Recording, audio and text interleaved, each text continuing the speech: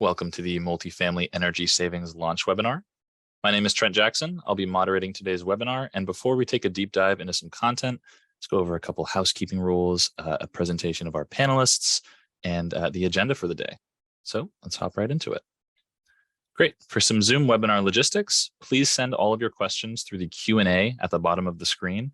You can send these throughout the presentation, and it's important to note to select the Q&A section because the attendee chat will be disabled. Attendee audio is also not enabled. We will share a copy of this presentation with all registrants, and a link to the webinar will be posted on the Multifamily Energy Savings website. More on that later. Great. Our presenters for the day, myself, Trent Jackson, I'll be moderating and covering outreach and enrollment. Marissa Van Sant will be covering program overview. Matthew Jones will be covering technical assistance.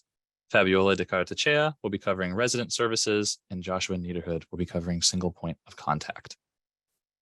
As for our agenda today, we'll go into a program overview. This will cover multifamily energy savings description, eligibility, types of services, participation. We'll then hop into technical assistance, covering eligible upgrade categories, examples of upgrades, and contractor information. Then we'll hop into how to participate. This will cover how to apply, qualification, expected documents, and enrollment as a whole. We'll hop into single point of contact, and at the very end, we will have our Q&A section that I mentioned before. So without further ado, I'd like to hand it off to Marissa Van Sant for our program overview. Marissa? Hello. Thank you for the introduction, Trent, and it's great to be here today to introduce everyone to the ESA Multifamily Energy Savings Program. Next slide.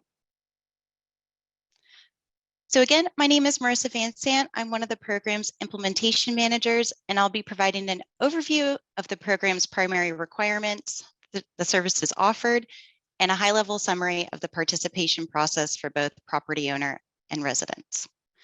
So to begin, the ESA Multifamily Energy Savings Program provides no-cost and reduced-cost energy-saving upgrades and project assistance to eligible, affordable multifamily properties and residents in California. The program will be implemented through December 2026, and we will begin accepting applications starting on July 1st. Next slide. The Multifamily Energy Savings Program is designed to serve qualifying affordable housing properties that meet the property eligibility requirements you can see here, in addition to income requirements that I'll be covering on the next slide. So to start, this program is for existing properties only and does not provide services for new construction projects. A property must receive electric or natural gas utility service from PG&E, SDG&E, Southern California Gas, or Southern California Edison. Customers who receive service from a local community choice aggregator or a CCA are also eligible so long as they can provide their electric bill showing that they receive service through one of the identified investor-owned utility distribution infrastructure. And program staff will absolutely be available to assist with this. Next, each property must have 5 or more units, with each unit sharing at least a ceiling, a floor, or a wall with another. And lastly, areas that are outside of residential units are referred to as common areas. And here is the list of all spaces considered eligible for common area upgrades in the program. Next slide, please. Once the program determines that a property meets the program's requirements, we will next determine which income eligibility threshold the property must qualify under based on whether it is deed restricted or non-deed restricted. So simply, in this program, deed restricted properties are defined as multifamily residential complexes that are financed with low-income housing tax credits, tax-exempt mortgage revenue, general obligation bonds, or local, state, or federal loans or grants. Within these properties, owners must provide proof that 65% of households must have income levels at or below 250% of the poverty guidelines. For deed-restricted properties, all resident units are able to be upgraded at 100% no cost. And for common area project costs, deed-restricted properties can receive up to 100% of incentives that cover that project cost. For non-deed restricted properties in this program, we define those as housing 80% or more of residents that meet the program income levels, which are again at or below 250% of the federal poverty guidelines. All residents within these properties can also receive in-unit upgrades at 100% no cost, but property level upgrades for common area services do require up to 50% of co-payment from the property owner. So to summarize what I've covered, these are the foundational eligibility requirements for multifamily properties and the income levels that each property must meet in order to receive both common area and in-unit services, or what the program refers to as property level enrollment. Later in the presentation, Trent will be going into more depth on both the property level and resident enrollment processes. Next slide, please. At a high level, the Multifamily Energy Savings Program provides these primary services. We provide property and in-unit energy upgrades. We provide professional consulting services that we call technical assistance, provided by a team of energy specialists and energy advisors that assist customers through each step of the program and help to develop an energy upgrade project that maximizes energy savings and incentive opportunities. Once installations are complete, the program provides project verification to ensure compliance with all program standards. And then once the project is approved, we provide payment of incentives to property owners. Next slide. So this will be the last topic I cover before I hand it over to my colleagues, Matt and Fabiola, who will do a deeper dive on the program's technical assistance provided for property owners and the qualified ESA contractor services for residents that are shown here on the orange arrows that stretch across the steps of the process. The graphic that you can see here is designed to show the high-level steps that property owners, residents, and program staff will take in each step of the program's participation process. There are many details not covered in this summary, so we encourage all participants to refer to the Multifamily Energy Savings Program Handbook that will be available on the program's website as the primary resource for participation details and requirements. Program staff will, of course, always be available for questions, and all customers will have dedicated staff assigned to them throughout their time in the program. So to do a quick overview of what you're seeing here, for orientation, this image shows property owners are listed on the top row, program staff are in the middle, and residents, as you can see, are in the bottom row. Starting on the left under qualification, both resident and property owner engagement with the program begins when they express interest through either an interest form, an email, a phone call, or even a referral from another program. When our team receives interested parties' information, we will reach out to begin the qualification process to either perform property level enrollment or individual resident enrollment based on the interest that was received. Once a resident or a property is determined to be eligible, the program team will move on to the assessment step and coordinate on-site audits to identify property upgrade opportunities. Property owners will also receive additional technical assistance, including property benchmarking using Energy Star Portfolio Manager, and a report with audit findings and the scope of eligible upgrades. Once these assessments are complete, the project scope and schedule will be designed and will involve a combination of property owner, program team, and contractor coordination. Once the project scope is approved, residents will receive all upgrades at no cost, including any that require property owner approval, such as appliances, and property owners and their team will be able to kick off construction.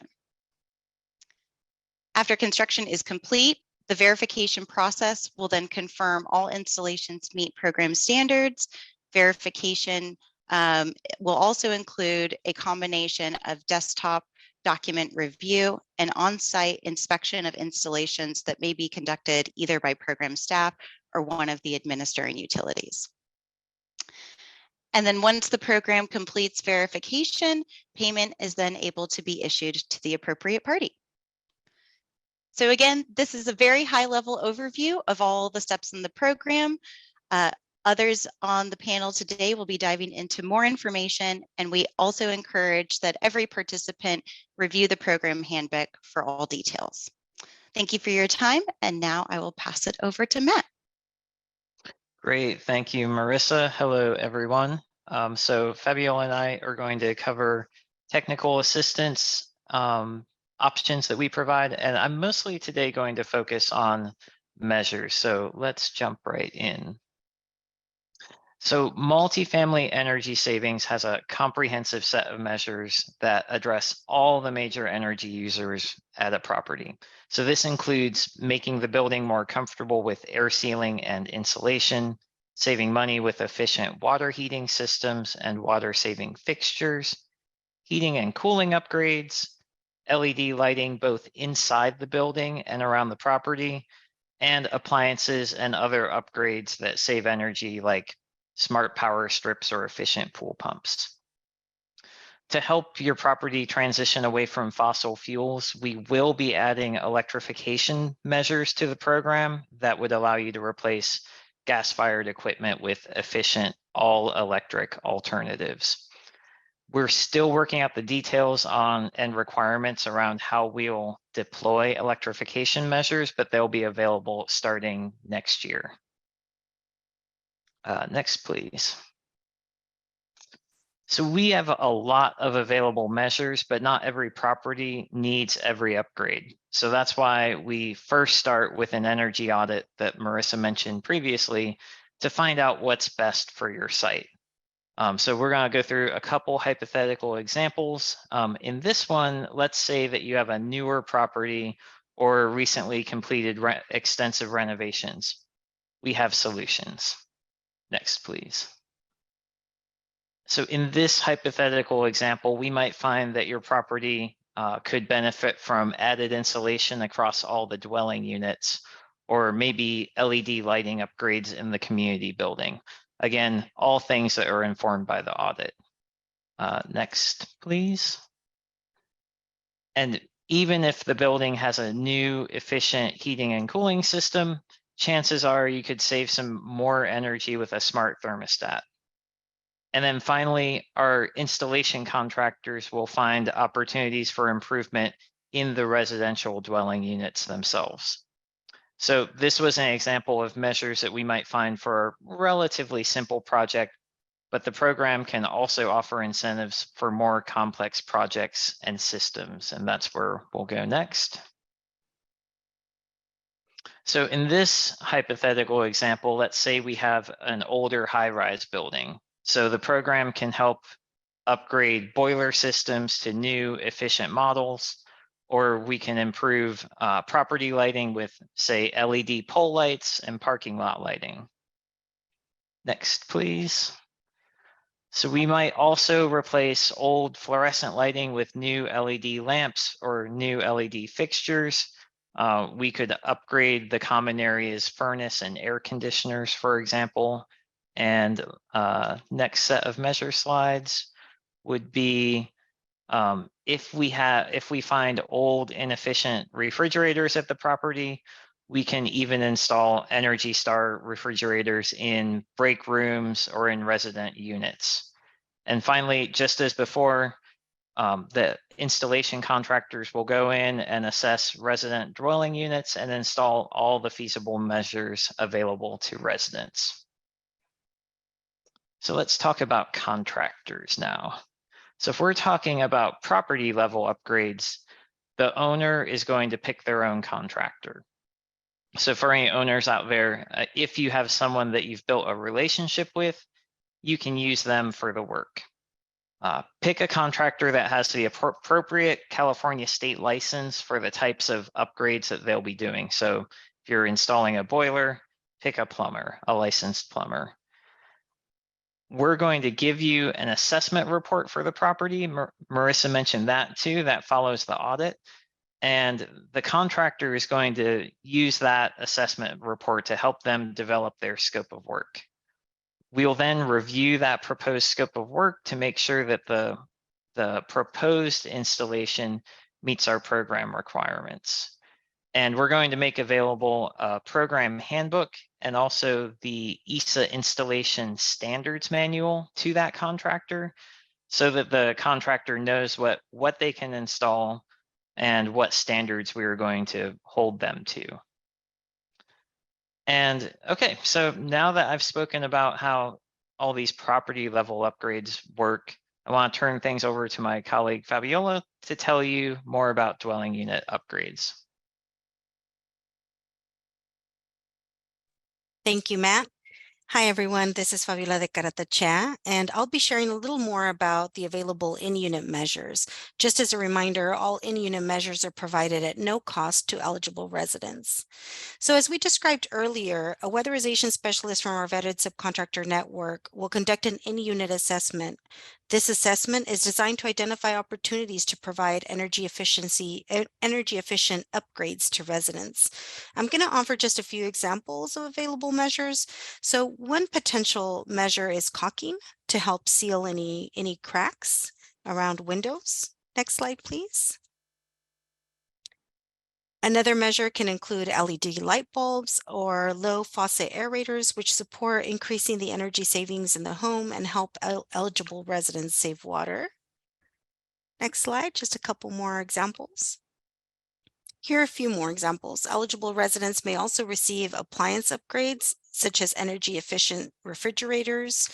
Other common measures include smoke and carbon monoxide detectors, as well as minor home repairs to help ensure the unit is properly sealed and the energy efficiency is maximized.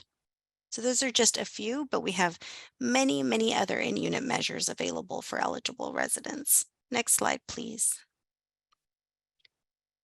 In-unit contractors are part of a vetted network and have the necessary training to provide residents with energy education prior to commencing any in-unit work. Our contractors are expected to comply with all utility established qualifications, including meeting all program and safety standards, being registered in ISN and maintaining an A or B rating, completing utility required program and role specific training, as well as making sure that they have a registered home improvement cell certification if they're working as an enrollment specialist. So that's just a summary overview of kind of what you can expect from our in-unit contractors. Just want to thank you all for your time, and I'll hand it back to Trent. All right, thank you all so much. Now we can hop into how to participate.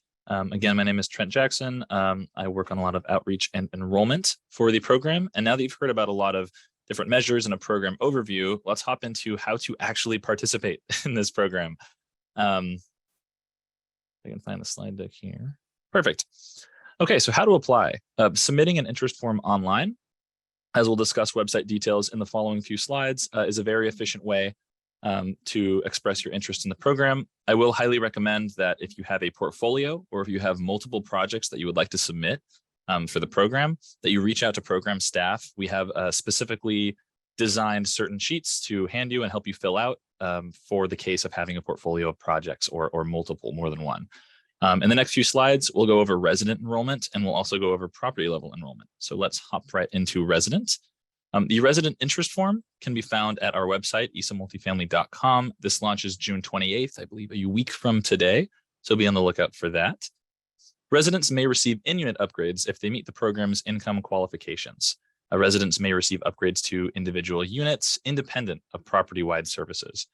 Now, in order to qualify for these services, households must either self-certify that they meet the income limits set by the CPUC program income guidelines, or provide documentation showing enrollment in an income-based subsidy program. As for property level enrollment, this is property level qualification for the whole building. The whole building implies that it's the common area as well as all tenant units included in these measures. Income documentation for this pathway must be validated. This means that we need to include documents that display a complete list of household size per unit as well as gross income per unit.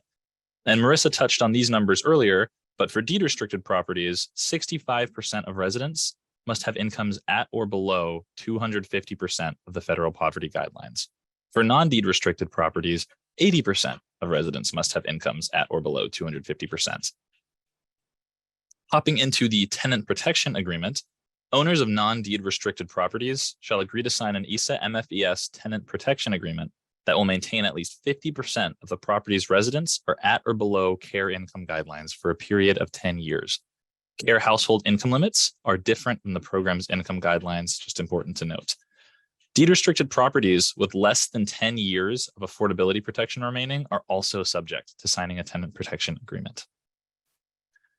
Now, what if you're a property owner, but you're only interested in in-unit upgrades and services? Well, if a property owner only wants to receive in-unit upgrades provided by ESA contractors, they may self-certify on the property owner affidavit sheet that we will supply you.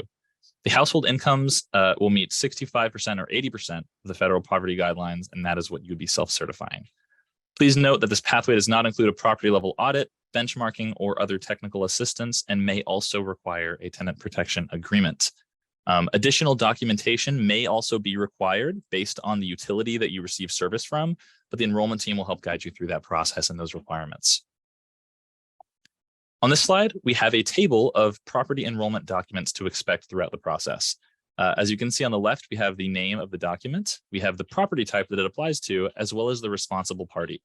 So going through it quickly is a property owner affidavit, a property owner application, benchmarking authorization form, electricity and gas service bills, affordable housing legal documents, also called deed restrictions, regulatory agreements, household income data if applicable, a tenant protection agreement if applicable, and the resident enrollment form, of course, that we mentioned earlier.